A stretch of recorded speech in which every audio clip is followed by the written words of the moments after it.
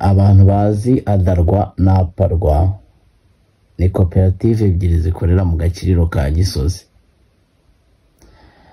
Bari abantu kuturuka kera twabagiriye inama yo gushyiramo system yitwa exhauster system. Iba ari system ikura ivumbi ibarizo ku mashini ikaricisha mu bintu by'ibitiyo ikarisohora muri atelier ikarimena hanze.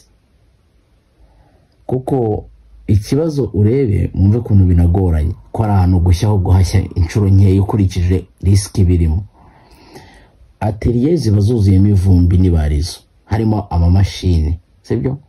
Harimo ibarizo, harimo meuble z'abantu baje gukora, harimo imbaho ziri gusaturwa. None iryo vumbi ryose rirazamuka rikajya mu bitsinga biba binyuranamo byinshi, insinga ntoya n'insinga nini, urumva? Aho bagiye babicomeka. Imagine ko hari umuntu ufite nk'akamashini gaponza, agaponzeze, akagonda urutsinga agahita agenda akacomekaho, agahita ponza. Ubwo ni mu nsinga nk'icumi, ashishura rumwe akagonda agatsinga kwa kundi gaturutse ku mashini ari gukoresha, agahita agenda agahambiraho. Urwo byumva, fata izo nsinga, ufate iryo vumbi, ufate n'ubushyushye, ufate n'ubukonje, bimare wenda nk'imyaka nk'ibiri cyangwa umwaka. None rya vumbi riragenda rigafatisha za nsinga, insinga plastike, insinga igasaza, insinga zigashya. Uriko byumva, ntago ibyo bintu ushobora kubizimya. Fata ibarizo, ufate imbaho, ufate n'ibyo bintu byose ubihuze mu kintu kimwe.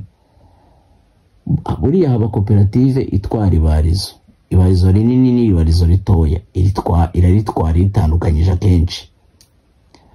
Ariko nigenda igakubura mu materiye, igakuramo ibarizo, ariko nabyo ntibikorwa kuko mu Gakinjiro umuntu umwe ashobora nko kumena muvura, imbaho za muvura wenda nka 20. Abantu bakomeye bazwi mu Gakinjiro nka ba Yotamu, aba Mama Benini, nk'abande, abo ni abantu baba barimo hariya bashobora gucuruza imbaho nyinshi cyangwa bagira udukorwa twinshi abantu baba bakorera aho ngaho.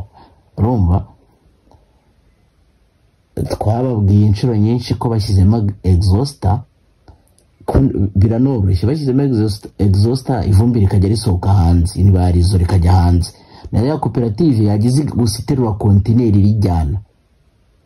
Ariko ukurikije Agakiriro n'uyu munsi kashya, n'ejo kashya, n'ejo bundi kagashya. Uko biroroshye ko ateye ebyiri